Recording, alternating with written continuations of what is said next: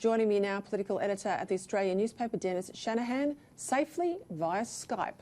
Great to see you are doing the right thing there, Dennis. Not so many Australians over the weekend, and as the Prime Minister foreshadowed, he's been forced to bring in pretty draconian measures, and this National Cabinet, it looks now like a masterstroke to set it up as he did a couple of weeks ago, but it was meant to meet weekly, now it's almost meeting every couple of days. And we've basically shut down the economy today, but for a few essential services. Well, that's right, Peter. And we've also essentially shut down the Parliament. There's no real likelihood of Parliament resuming before October.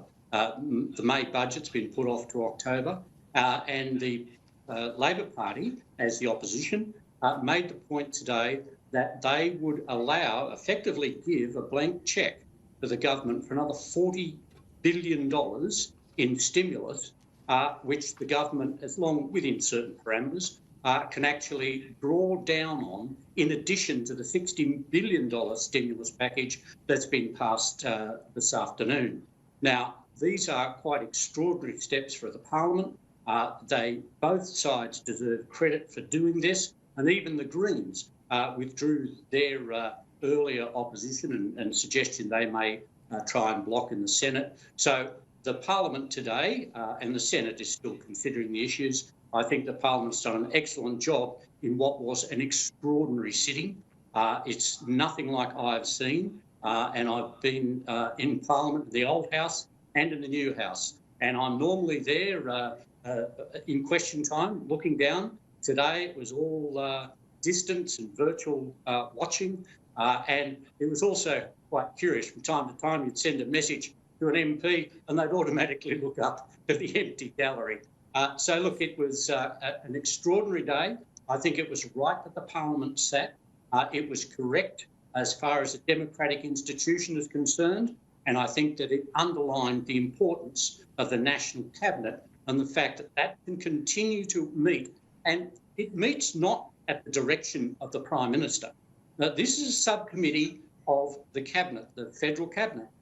Each of the leaders, the heads of government, are there to actually make decisions and work together, but they reserve the right to draw their own conclusions. And that's what New South Wales... Let me just jump in. Yeah, let me just jump in on that point, because I saw a bit of commentary over the weekend, people trying to make political trouble, claiming somehow when there was word that New South Wales and Victoria might take a different position on schools, and that they were going to, in Victoria's case, certainly move forward. They've got school holidays starting here in Friday, move them forward to Tuesday. And that was meant to say that there was some breakdown in the relationship between the Prime Minister and the Premiers. But it shows a real lack of understanding of the jurisdiction and the sovereignty of the states. It's great that they're sitting and they're trying where they can to get common agreement right across the nation. But in the end, state premiers have their own mandate, they have their own constitutions, and they have their own jurisdictional authority. And what will fit one state can't possibly work for every state. And, Peter, the state premiers and the chief ministers, a majority of them are Labor leaders, by the way, all decided that leaders of the opposition would not be included in the National Cabinet. This wasn't just directed at Anthony Albanese, it was about all opposition leaders being excluded and just leaders there. Now, just because Victoria takes a different decision to New South Wales or to Scott Morrison, and Scott Morrison was right. He was there saying what was the medical advice. It has been on school closures.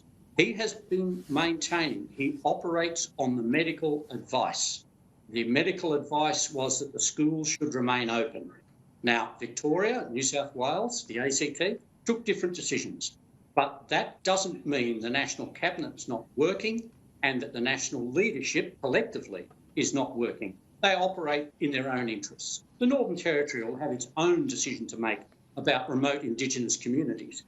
Whether they do that doesn't mean that there's some disagreement with Scott Morrison. So I think that system is working, and it's so much better to have the National Cabinet working in cooperation than we saw during the bushfire crisis, when we had people sniping at each other at media conferences and not talking to each other. I think that it's working well. And it's so good to have the Parliament working. I did watch most of Question Time, and I have to say, I wish I'd, in the old days of the VCR, I wish I had taped it, because that's one for the ages. You know, questions were asked, reasonable questions, and answers were given, reasonable answers. That's itself historic. So I want to just quickly grab you, because I know you spend a lot of time in Italy. I know you live in the north for a small portion of the year. I went back and had a look at all the World Health Organisation statistics. They're published every day. They're as late and as updated as you can get. What struck me as just shocking today to appreciate, which I didn't really appreciate, it was 1 month and 1 day ago that Italy first got its 2 deaths. They happened on the 22nd of February, 1 day, 1 month ago, and now we're talking almost 4,500 deaths. And way back then they had 79 cases, and in a month they've got to 60,000.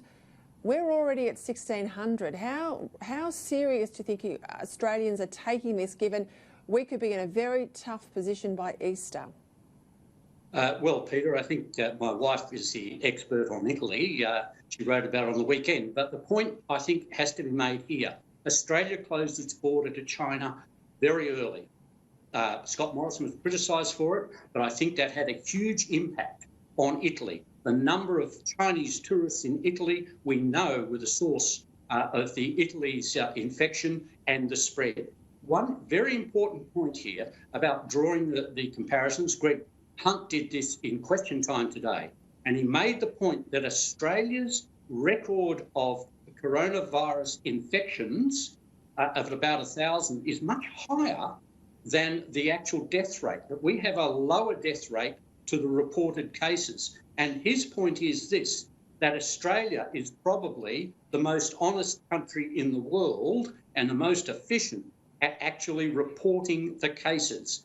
And as a result, there are countries with much lower infection rates but much higher death rates. And it's partly a reporting issue and the fact that Australia took early steps to ban Chinese flights.